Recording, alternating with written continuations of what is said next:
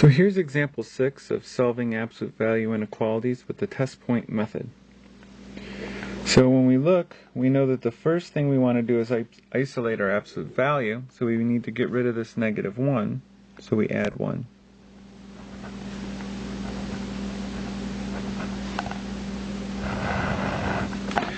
That's going to give us 4 plus 1 is 5, is greater than the absolute value of 2x plus 1 over 4. Now I like to have my absolute value on the left hand side, so I always rewrite them. So we take the absolute value of 2x plus 1 over 4. And notice, if we look at the tip, it's pointing towards the absolute value. So we want the tip pointing towards the absolute value again. So if we read the first one, it's the absolute value is less than 5.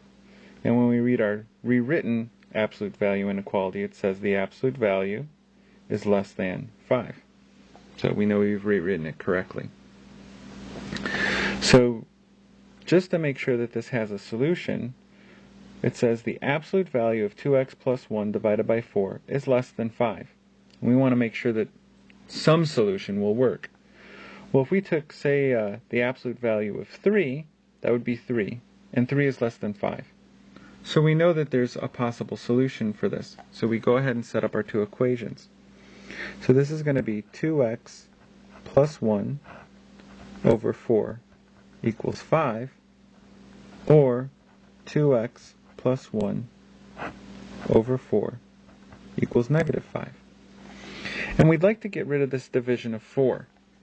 So the first thing we do is put our expression that's in the numerator in parentheses and multiply by 4 on both sides. 4 goes into 4 once, so that cancels completely. So we can drop our parentheses and just write 2x plus 1 equals 20. Subtract 1 from both sides. That gives us 2x equals 19. And then divide by 2 on both sides. And that gives us x equals 19 over 2. Now for graphing purposes, and in order to pick our test points, 19 over 2 is a little bit more difficult to work with, so we'll turn it into a decimal for now. So that's going to be x equals, and then if we do 19 divided by 2, we get 9.5. So now it's on to our second equation, and once again we put it in parentheses, multiply by 4 on both sides. That gives us 2x plus 1 equals -20. Subtract 1 from both sides. That gives us 2x equals -21, and then divide by 2 on both sides. So we get x equals -21 over 2. But once again, in order to choose a good test point, we're probably going to want to know what the decimal version is. So we do -21 divided by 2. And that gives us x equals -10.5. So now we want to graph these 2 points. So draw our line. And the first point we're going to have is -10.5.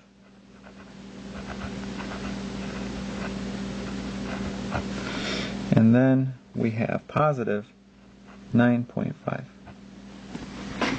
So we have 3 regions. We have everything less than -10.5. We have between -10.5 and 9.5. And anything greater than 9.5. And we need to choose some test points. Well, -11, that's less than -10.5. And then between -10.5 and positive 9.5, there's 0, so that should be easy to work with. And then something greater than 9.5, we can just choose 10. So when x is equal to -11, we want to plug this into our original inequality. So that's going to be 4 greater than -1 plus the absolute value of 2 times x, which in this case is negative 11, plus 1 divided by 4. So let's simplify this. This is going to be 4 is greater than negative 1 plus the absolute value. Now we've got 2 times negative 11 plus 1. And you can either punch that whole thing in your calculator or just say 2 times negative 11 is negative 22. Negative 22 plus 1 is negative 21. So we get negative 21 divided by 4.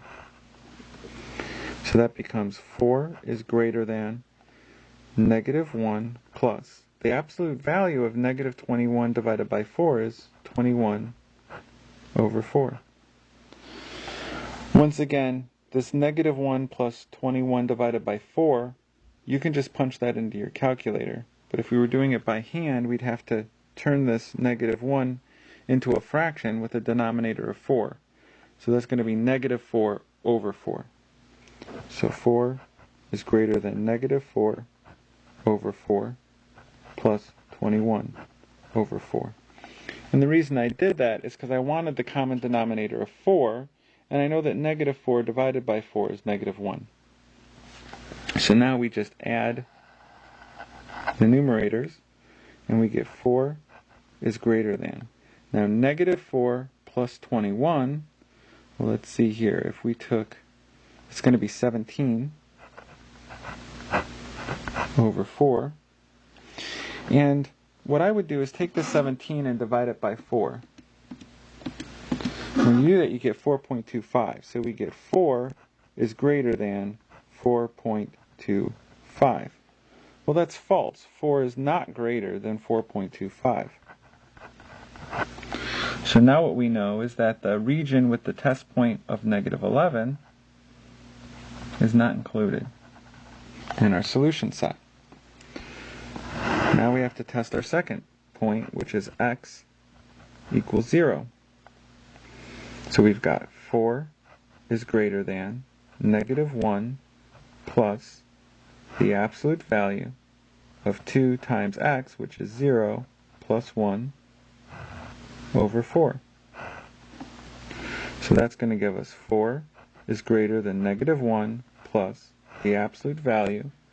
2 times 0 is just 0, and 0 plus 1 is 1. So we get the absolute value of 1 over 4. That gives us 4 is greater than negative 1 plus the absolute value of 1/4 is just 1/4. Getting our common denominator, it's 4 is greater than negative 4 over 4 plus 1 over 4. And then you add your numerators. So 4 is greater than negative 3/4. Well, 4 is greater than negative 3/4, so that's true. That means that this region between negative 10 and 9.5 is a solution. Now remember, we have to go back and look at our endpoints. So in our original inequality, it says 4 is strictly greater. So we know our endpoints are not included. So I'm going to exclude that endpoint. I don't want to exclude the 9.5 yet because I haven't tested the region for x equals 10. But I'm going to do that right now. So we do x equals 10 and plug it in. 4 is greater than negative 1 plus the absolute value of 2 times x, which is 10, plus 1 over 4.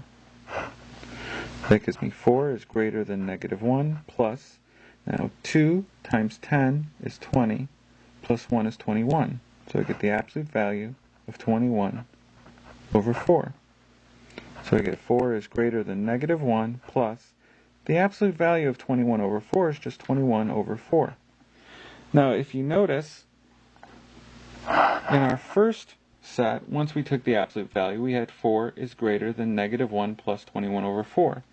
And now that we've taken our absolute value, we have the exact same inequality. So we know that this is going to turn out false. because our first one turned out false. So this whole region is excluded. Remember that it's a strict inequality, so our endpoint is not included. So our final solution set, and we want to go back to our fractions. The negative 10.5 coincided to negative 21 over 2. So I'm going to write negative 21 over 2, comma, and our 9.5 coincided to 19 over 2. So I'm going to rewrite that as 19 over 2. And we're done.